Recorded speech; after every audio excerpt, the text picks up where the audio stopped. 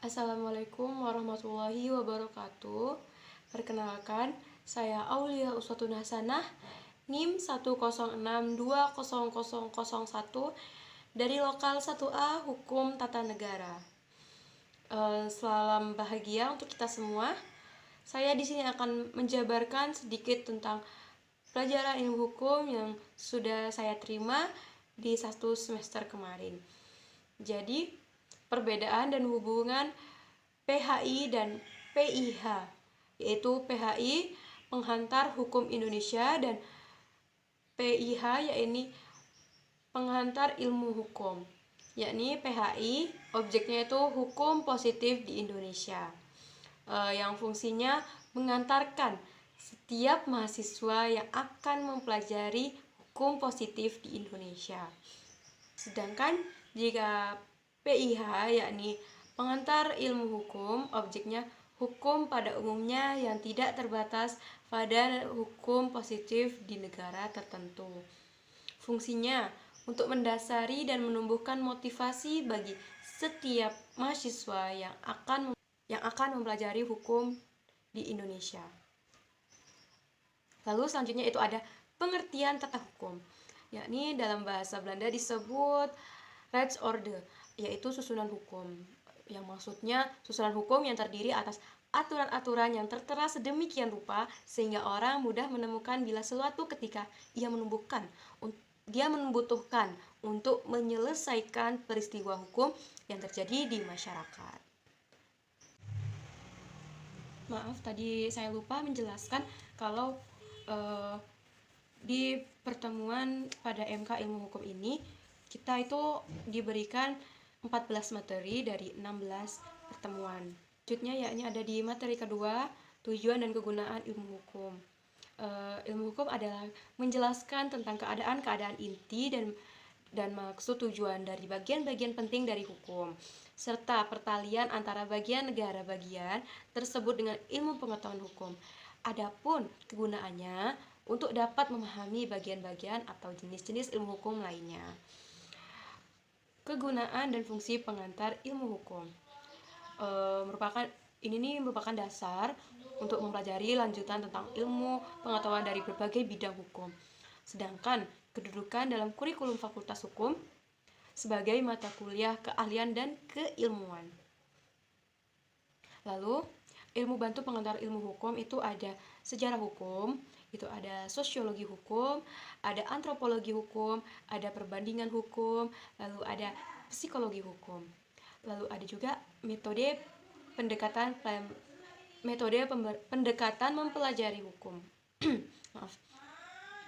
Metodenya itu ada metode idealis, metode normatif analitis, terus metode sosiologis dan metode historis, dan metode sistematis, ada metode kooperatif. Lalu ada sejarah tata hukum di Indonesia. Sejarah itu artinya cerita yang terjadi di masa lalu. Terus ada dari sejarah hukum itu ada dari pra-kemerdekaan hingga pasca kemerdekaan. Pra-kemerdekaan itu dari tahun 1602 hingga 1945. Dari tahun itu sudah ada 5 masa yang menjadi patokan hukum di Indonesia. Terus pasca kemerdekaannya dari 1945 hingga sekarang. Hukum merupakan alat untuk pembangunan masyarakat. Roche Pound 1870 hingga 1964. Lalu kita masuk ke materi yang kelima. Lalu di materi ini ada manusia, masyarakat, dan kaidah sosial. Hubungan antara manusia, masyarakat, dan kaidah sosial. Manusia sebagai makhluk modualistik, artinya manusia adalah selain sebagai makhluk hidup atau individu, mempunyai kehidupan jiwa yang menyendiri, namun manusia juga sebagai makhluk sosial yang tidak dapat dipisahkan dari masyarakat. Lalu terjadi hubungan antara manusia satu dengan manusia lain didasari adanya kepentingan di mana kepentingan tersebut satu sama lain saling berhadapan atau berlawanan. Hal ini tidak memungkinkan timbul kericuhan. Kepentingan adalah suatu tuntutan perorangan atau kelompok yang diharapkan untuk dipenuhi. Disinilah peran hukum mengatur kepentingan-kepentingan tersebut agar kepentingan masing-masing terlindungi. Kesimpulannya, di mana ada masyarakat, di situ pasti ada hukum. Lalu masyarakat dan lembaga kemasyarakatannya itu kaidah atau biasa disebut dengan kaidah sosial. Definisi masyarakat menurut Ralph Linton, masyarakat merupakan setiap kelompok manusia yang hidup dan bekerja sama cukup lama sehingga mereka dapat mengatur diri mereka dengan menganggap diri mereka sebagai satu kesatuan sosial dengan batas-batas yang dirumuskan dengan jelas.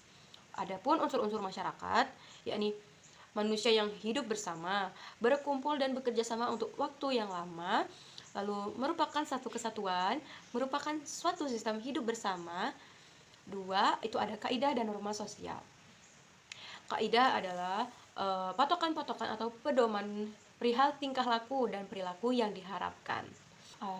Kaidah sosial dibedakan menjadi dua, yakni kaidah yang mengatur kehidupan pribadi manusia, agama atau keasusilaan, dan yang kedua itu kaidah yang mengatur kehidupan manusia atau pribadi, itu masuk ke dalam kesopanan atau hukum. Lanjut, kita masuk ke materi yang nomor 6. Ini itu mempelajari tentang pengertian unsur dan sifat-sifat hukum. Hukum dalam arti ketentuan penguasa. Di sini adalah hukum itu perangkat peraturan tertulis yang dibuat oleh pemerintah melalui badan-badan yang berwenang. Hukum dalam arti petugas. Ini seperti polisi, penegak hukum seperti jaksa, hakim, advokat gitu. Lalu ada hukum dalam arti sikap tindak, yaitu hukum sebagai perilaku yang ajak atau setiap tindak yang teratur. Hukum ini tidak tampak seperti dalam arti petugas yang patroli, yang memeriksa orang yang mencuri atau hakim yang mengadili, melainkan hidup bersama dengan perilaku individu yang terhadap yang lain secara terbiasa dan senantiasa terasa wajar serta rasional. Hal ini biasa disebut dengan hukum kebiasaan. Lalu ada hukum dalam arti sistem kaidah, yakni ada suatu tata kaidah hukum yang merupakan sistem kaidah-kaidah secara hierarkis. Lalu ada susunan kaidah-kaidah hukum yang sangat disederhanakan dari tingkat bawah ke atas meliputi kaidah-kaidah individu dari badan-badan pelaksana hukum, terutama pengadilan, kaidah hukum di dalam undang-undang, hukum atau kebiasaan, kaidah-kaidah konstitusi. Sahnya kaidah-kaidah hukum dari golongan tingkat yang lebih rendah tergantung atau ditentukan oleh kaidah-kaidah yang termasuk golongan tingkat yang lebih tinggi. Jadi gitu. Lalu ada hukum dalam arti jalinan nilai, bertujuan untuk mewujudkan keserasian dan berkesinambungan antar faktor nilai objektif dan subjektif dari hukum demi terwujudnya nilai-nilai keadilan dalam hubungan antara individu di tengah pergaulan hidupnya. Lalu ada juga hukum dalam arti tata hukum. Hukum di sini adalah tata hukum. Kadang disebut sebagai hukum positif, yaitu hukum yang berlaku di suatu tempat pada saat tertentu. Sekarang misalnya di Indonesia juga hukum positif tuh ada hukum publik, hukum tata negara, HAM, pidana internasional, ada publik. Hukum privat itu ada perdata, dagang, dan lain-lain. Lalu ada hukum dalam ilmu hukum. Nah, dari judul materinya aja ada hukum dalam ilmu hukum. Di sini maksudnya itu tentang kaidah atau ya, ada kaidah tentang kaidah yang menelaah hukum. Maksudnya itu ilmu tentang kaidah yang menelaah hukum sebagai kaidah atau sistem kaidah-kaidah dengan dogmatik, hukum dan sistematik hukum. Dalam arti ini, hukum dilihat sebagai ilmu pengetahuan yang merupakan karya manusia yang berusaha mencari kebenaran tentang sesuatu yang memiliki ciri-ciri sistematis, logis, empiris, metodis, ilmu umum, dan akumulatif. Lalu ada juga materi tentang hukum dalam arti disiplin hukum atau biasa dengan gejala sosial. Yang dimaksud gejala dan kenyataan yang ada di tengah masyarakat ini. Secara umum disiplin hukum menyangkut ilmu hukum Yang dimaksudnya itu ilmu pengertian, ilmu kaidah, dan ilmu kenyataannya.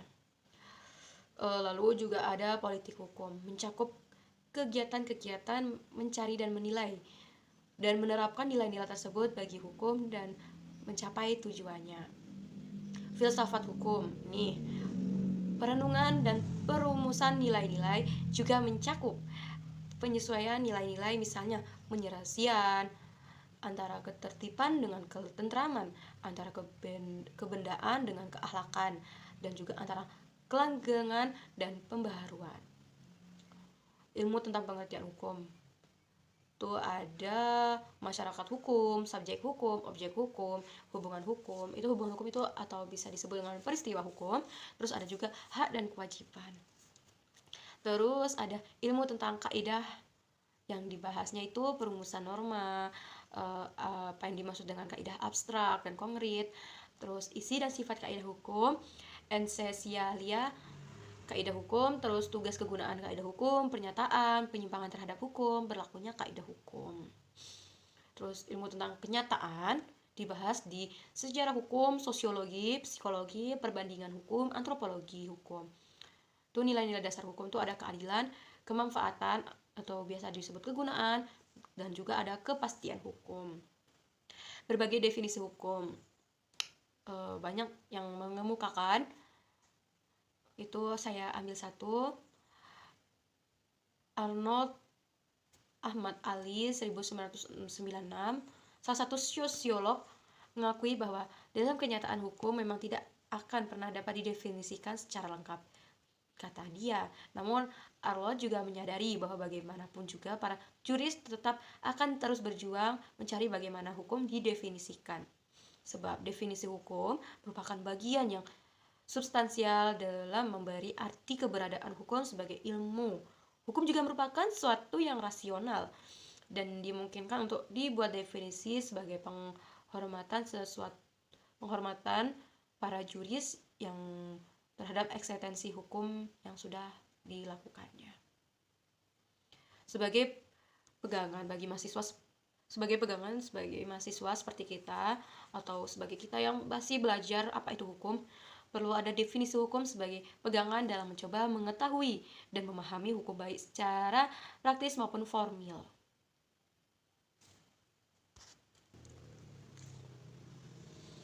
Kita masuk ke materi yang ketujuh, ya, dia ada kesimpulan tujuan hukum. Maksudnya di materi ini kita membahas tentang tujuan hukum. Setelah banyaknya pendapat-pendapat para ahli, kesimpulan yang bisa diambil yakni sebenarnya menghendaki adanya keseimbangan, kepentingan, ketertiban, keadilan, ketentraman, kebahagiaan, dan damai sejahtera bagi setiap manusia. Kedua, dengan demikian jelas bahwa yang dikehendaki oleh hukum adalah agar kepentingan setiap orang baik secara individu maupun kelompok tidak diganggu oleh orang yang menonjolkan kepentingan pribadinya atau kepentingan kelompoknya.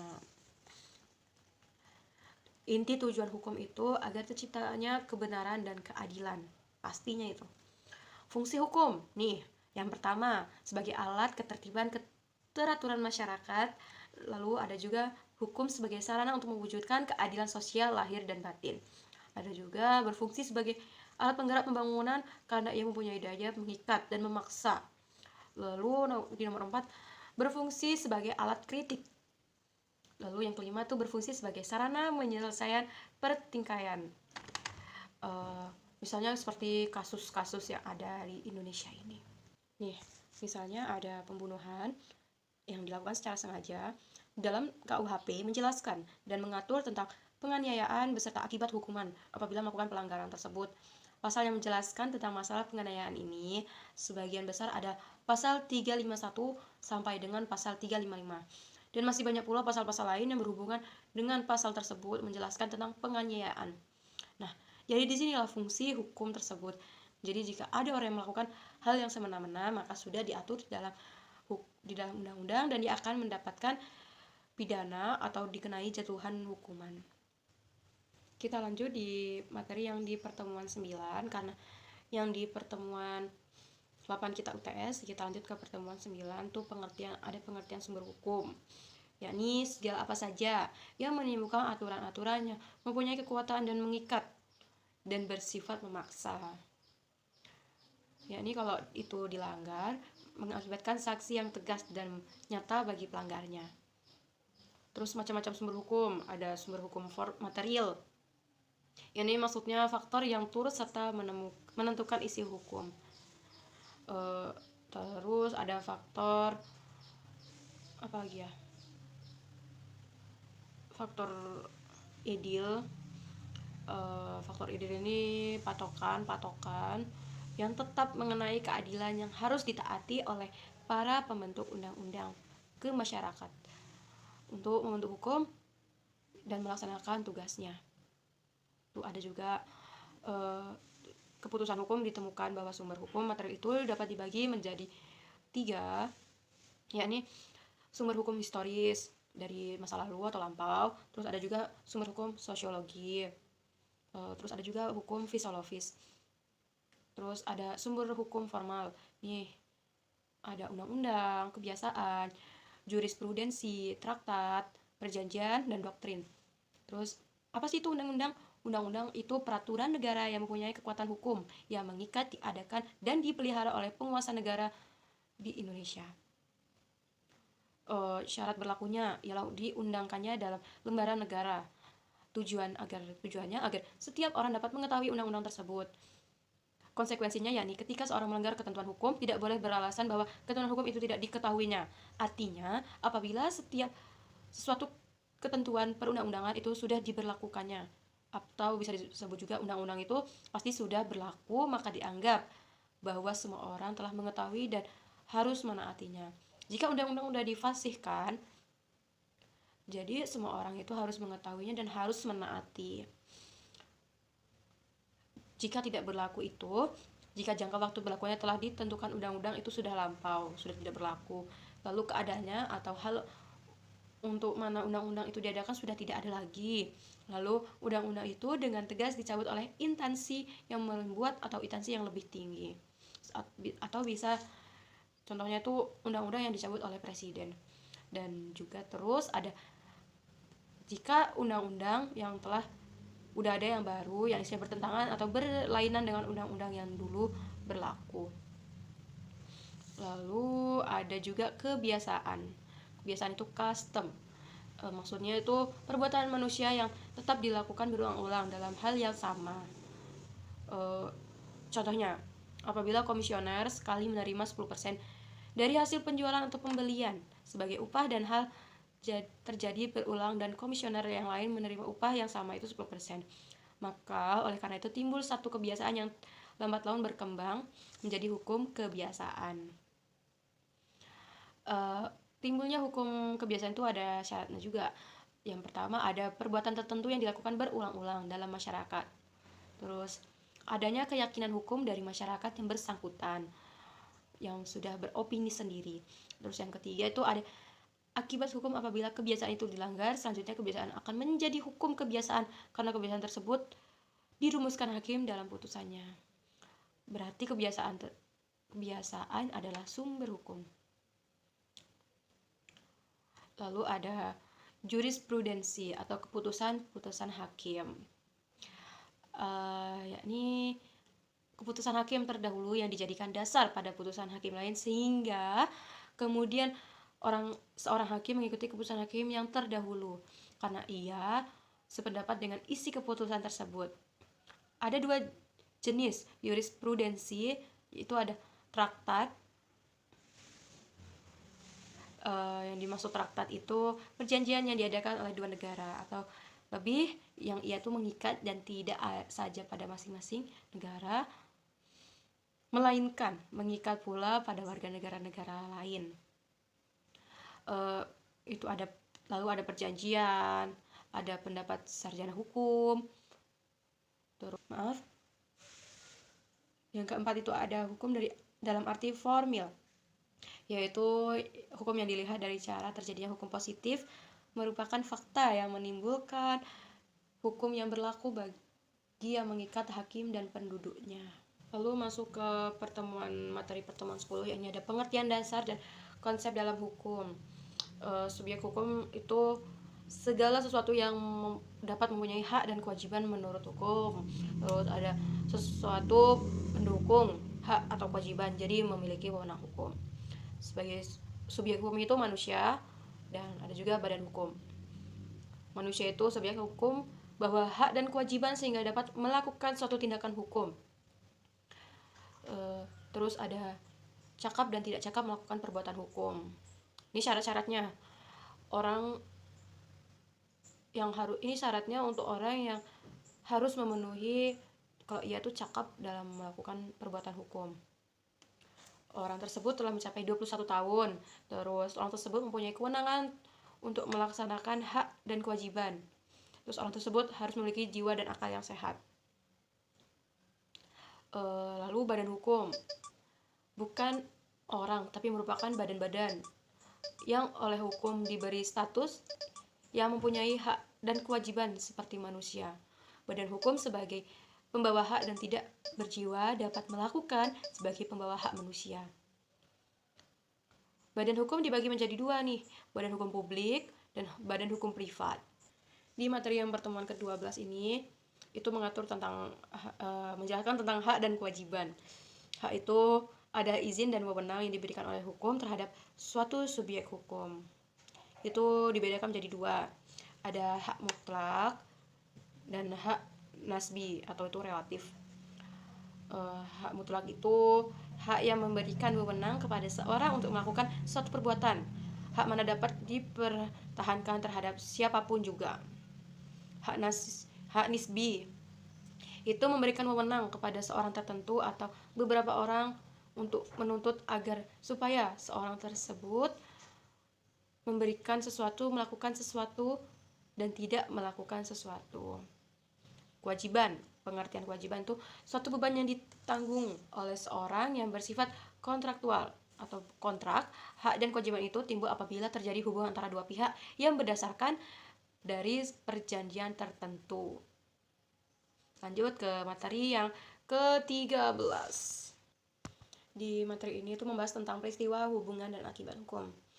Peristiwa hukum itu peristiwa-peristiwa kemasyarakatan yang timbul dari hubungan-hubungan antara anggota masyarakat yang oleh hukum diberikan akibat-akibat hukum. Lalu ada perbuatan subjek hukum dapat pula dibedakan menjadi dua. Perbuatan hukum sepihak yang berbuat hukum yang dilakukan oleh satu pihak saja. Terus ada perbuatan hukum dua pihak, ialah perbuatan hukum yang dilakukan oleh dua pihak dan menimbulkan hak-hak dan kewajiban bagi kedua belah pihak, tim atau bisa dibilang timbal balik. Misalnya tuh persetujuan jual beli, sewa menyewa, dan lain-lain. Perbuatan lain yang bukan perbuatan hukum dibedakan. Nih, Zakwareneming, yaitu perbuatan memperhatikan atau mengurus kepentingan orang lain dengan tidak diminta oleh orang itu. Menurut pasal 1354 KUHP Perdata, pengertian Zakwareneming adalah mengambil alih tanggung jawab dari seorang sampai yang bersangkutan sanggup lagi untuk mengurus dirinya sendiri. Pasal ini juga menyebutkan jika seorang dengan sukarela dengan tidak mendapat perintah untuk mewakili orang lain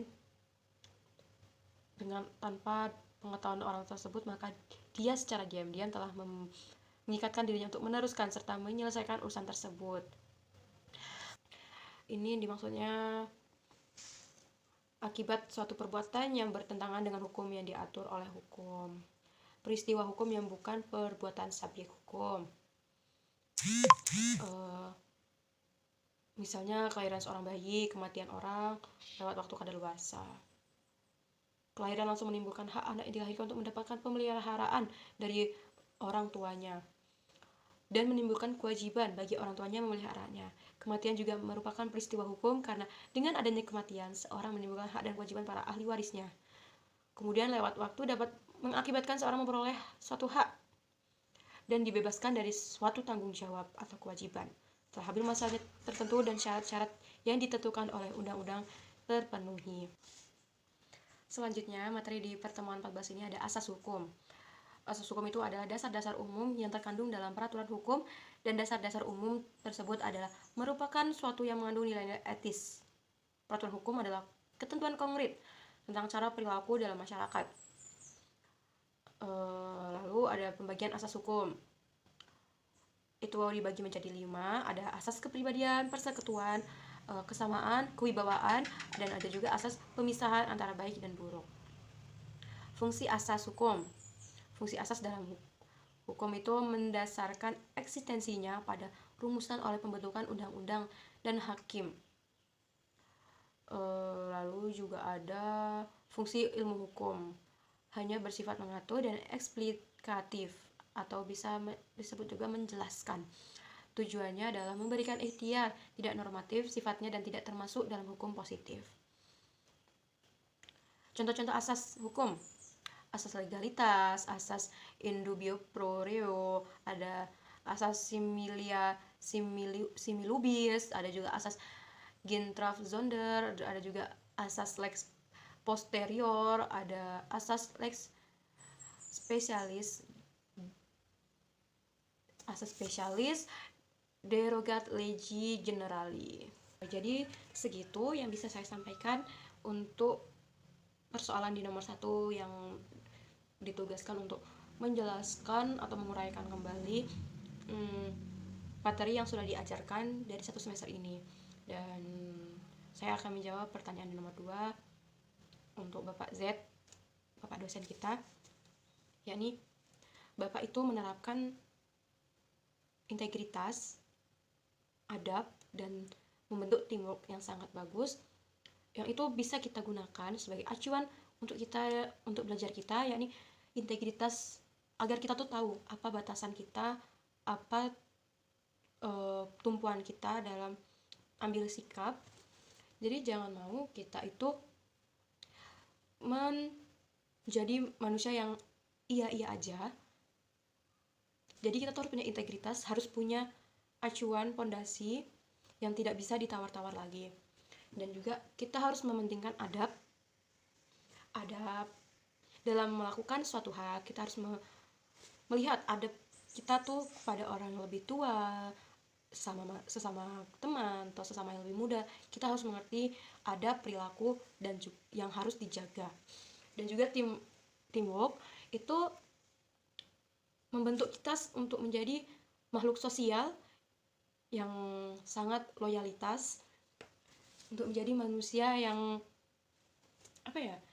manusia yang pandai berkecimpung di dalam suatu organisasi. Untuk kritik tidak banyak, mungkin hanya lebih baik lagi jika Bapak tuh lebih mengerti dan memahami para mahasiswanya, dan memberi keringanan bagi para maru-maru yang seperti kami ini yang baru lulus dari SMA, memasuki jenjang perkuliahan dan tidak mengerti apa-apa, dan kami harus belajar dari awal tentang hukum, dan ini baru pertama kali. Jadi saran saya, semoga Bapak tuh bisa lebih mengerti pada kami, karena kami sama-sama masih belajar dan tidak begitu paham untuk bahasa yang Bapak berikan atau kalimat-kalimat yang dalam dan perspektifnya itu adalah sempit dan sulit untuk dipahami bagi kami yang awam mempelajari ilmu hukum. Jadi menurut saya itu saja, tidak banyak untuk kritik untuk Bapak. Semoga Bapak bisa mengerti akan kritik yang saya sampaikan barusan. Semoga Bapak bisa tambah ngertiin kami, dan tidak benar itu sebenarnya sebagai integritas Bapak, dan kami juga kadang salah dalam mengartikan, dalam beradab. Semoga Bapak bisa mengerti kritik yang saya berikan, tidak banyak tadi. Lalu sebagai penutup, untuk kalimat terakhir, memahami hukum sejatinya bukanlah sesuatu yang rumit. Ilmu adalah sama yang perlu dipahami setahap demi tahap. Ilmu hukum khususnya dalam praktik kehidupan kita juga perlu dipahami setahap dan setahap. Jika mempelajari ditambah dengan melihat contoh dan praktik di kehidupan nyata justru akan semakin seru untuk ditelusuri. Nah, jadi kamu merasa pengembangan diri adalah prioritas utama kan? Maka menambah pemahaman hukum untuk keseharianmu jadi menu wajib. Kapan lagi nih kalau kamu belum coba dari sekarang? Terima kasih. Ada yang kurang silaf kata, saya mohon maaf. Saya akhiri, wabillahi taufiq wal hidayah. Wassalamualaikum warahmatullahi wabarakatuh.